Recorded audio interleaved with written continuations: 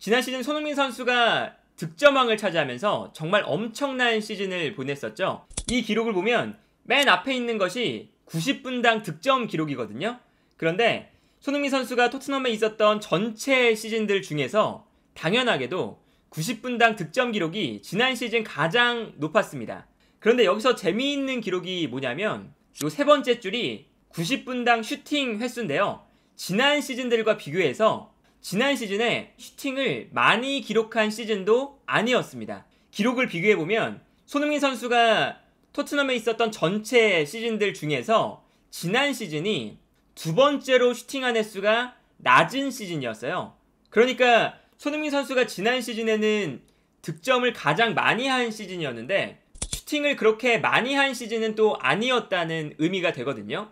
그러니까 몇 차례 안 되는 기회를 득점으로 확실하게 만들어줄 수 있는 그 결정력이 지난 시즌 손흥민 선수의 가장 큰 무기였다고 볼 수가 있겠는데, 지난 시즌 손흥민 선수의 높았던 결정력을 분석한 자료들을 보면 재미있었던 게 뭐냐면 손흥민 선수가 지난 시즌 유달리 슈팅한 위치가 골대와 가까웠다라는 것이었습니다. 당연하게도 케인이 내려오고 이때 손흥민이 전방으로 침투해 들어가면서 케인이 손흥민에게 패스를 보내주는 이러한 공격 패턴은 토트넘의 전형적인 공격 방식이라고 할 수가 있겠는데, 지난 시즌에는 이러한 공격 패턴이 훨씬 더 확실하게 나타나면서 손흥민 선수가 토트넘에서 가장 높은 위치에서 뛰는 시즌이었고요. 기록으로 봐도 이게 지난 시즌 손흥민 선수가 슈팅을 한 평균 위치인데요.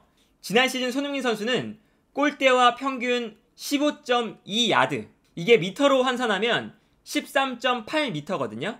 그러니까 평균 골대와 13.8m 떨어진 거리에서 슈팅을 기록했다 라고 볼 수가 있겠고요. 그런데 이게 재밌는 것이 2017-2018 시즌을 제외하면 다른 시즌들에 비해서 지난 시즌이 슈팅을 한 평균 위치가 가장 가까운 위치였어요. 지지난 시즌과 비교하면 지지난 시즌은 16.7야드, 15.2m가 떨어진 거리에서 평균 슈팅 위치가 형성되었는데, 그러니까 지난 시즌과 비교하면 약 1m 가까워진 거리에서 손흥민 선수가 슈팅을 했다는 이야기가 됩니다. 그러니까 지난 시즌 손흥민 선수가 정말 높은 결정력을 보여주기도 했지만 지난 시즌 콘테 감독의 전술에서 훨씬 더 높은 위치로 올라가서 슈팅을 기록했다는 것이 손흥민 선수가 득점왕을 차지할 수 있었던 하나의 요인이라고 볼 수가 있었는데, 프리시즌 경기들을 보면 지난 시즌과 살짝 달라진 부분들이 보입니다. 손흥민 선수가 지난 시즌과 비교해서 훨씬 더 내려와서 볼을 받아주고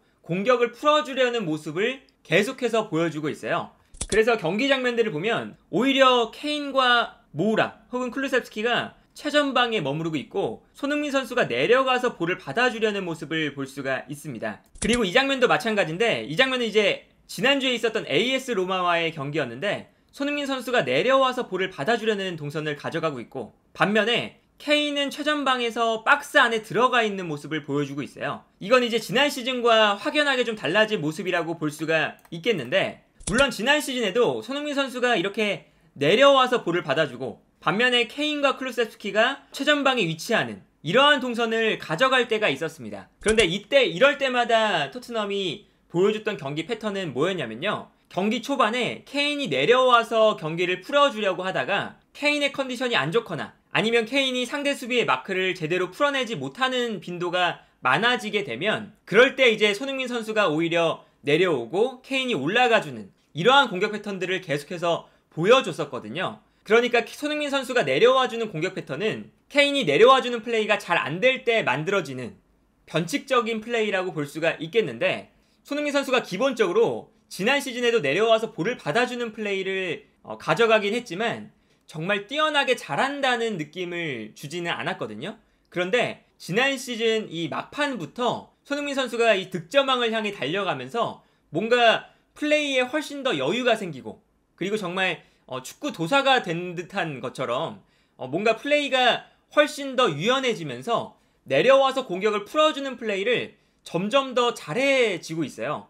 그래서 사실 손흥민 선수가 이제 플레이메이킹에 좀 가담을 한다라고 하면 지난 시즌 손흥민 선수가 키패스가 많았는데 이제 와서 플레이메이킹에 가담을 하는 것이냐 이렇게 좀 생각을 하실 수 있겠지만 손흥민 선수가 지난 시즌 이제 키패스가 많았던 것은 케인이 내려오고 손흥민 선수가 올라갔을 때 손흥민 선수가 가장 앞선에서 볼을 받아줬기 때문에 키패스가 당연하게 많이 나올 수밖에 없는 위치에서 플레이를 했었습니다. 그래서 손흥민 선수가 볼을 소유했을 때 달려들어오는 케인이나 쿨루셉스키에게 패스를 보내주면서 여기서 이제 슈팅이 나오면서 키패스로 기록이 됐던 거죠.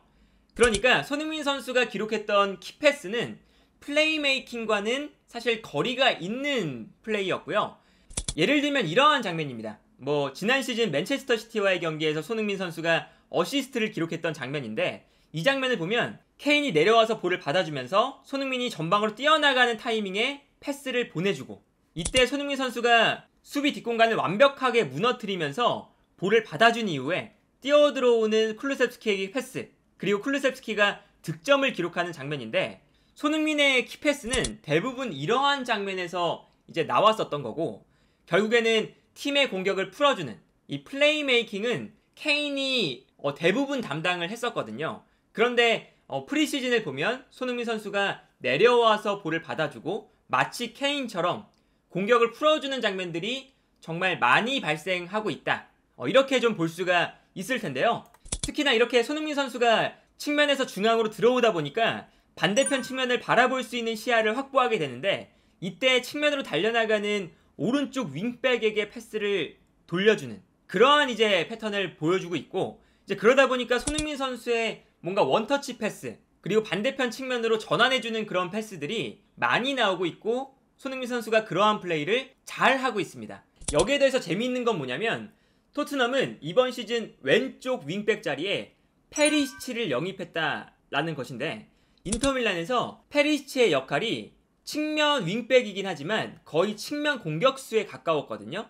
라우타로나 루카쿠가 상대 수비를 끌고 내려가면 이때 페리시치가 공간으로 침투해 들어가면서 후방에서 전방으로 패스를 뿌려주고, 이때 페리시치가 득점 찬스를 맞이하는 장면들이 많이 나왔었어요. 이제 그렇기 때문에 다음 시즌 토트넘의 공격 방식을 생각을 해본다면 케인이 내려가서 수비를 끌고 내려가는 패턴도 나올 수가 있겠지만, 손흥민 선수가 수비를 끌고 내려가주면 이때 케인이 공간으로 침투해 들어갈 수도 있고, 여기에 더해서 페리시치의 공간 침투가 토트넘의 새로운 공격 옵션으로 추가가 될 수 있는 것입니다. 그리고 이러한 공격 패턴이 프리시즌에도 몇 차례 나오기도 했어요.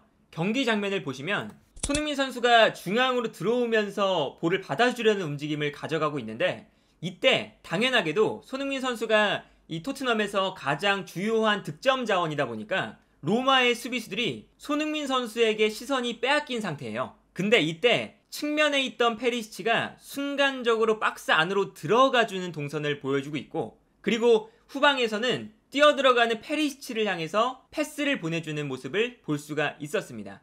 그런데 단순하게 생각해보면 지난 시즌 콘테 감독이 손흥민 선수를 골대와 가장 가까운 거리로 올려주면서 손흥민 선수의 결정력이 극대화되었던 시즌이었는데, 이렇게 다음 시즌에는 손흥민 선수가 내려와서 플레이를 하게 되면 손흥민 선수의 득점이 좀 줄어드는 것이 아니냐, 이러한 이제 우려를 할 수가 있겠지만, 오히려 손흥민 선수의 플레이에도 도움이 될 수가 있습니다.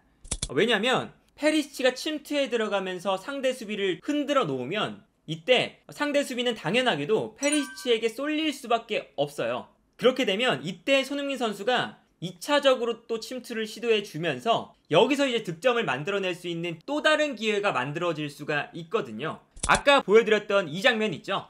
그 다음 장면이 페리시치가 침투해 들어가면서 볼을 받을 때 당연하게도 페리시치가 아주 위협적인 위치에서 볼을 잡았기 때문에 상대 수비수들이 페리시치에게 쏠려 있는데, 이때 손흥민 선수는 상대가 없는 공간으로 침투해 들어갈 수 있는 상황이 만들어졌어요. 그리고 여기서 페리시치가 볼을 받아서 손흥민 선수에게 떨어뜨려 주면서 손흥민 선수가 여기서 이제 슈팅을 기록했던 그런 장면이었거든요. 그러니까 이 장면처럼 오히려 페리시치에게 공간을 만들어주는 거, 혹은 케인에게 공간을 만들어주는 이러한 손흥민 선수의 플레이가 오히려 손흥민 선수에게 득점을 기록할 수 있는 공간을 만들어주는 그러한 플레이로 이어질 수가 있다. 그러한 점에서 이번 프리시즌 동안 손흥민 선수가 지난 시즌에 비해 훨씬 더 많이 내려와서 공격을 풀어주는 그런 모습들이 많이 나타났는데, 물론 이제 당연하게도 다음 시즌에 케인이 내려오고 손흥민 선수가 전방으로 침투해 들어가는 이 플랜 A는 뭐 변함이 없고요. 플랜 A에 더해서 손흥민 선수가 내려오는 그러한 플랜 B가 아마 중간중간 섞여 들어가면서 토트넘의 공격 방식이 훨씬 더 다양해지지 않을까 싶습니다.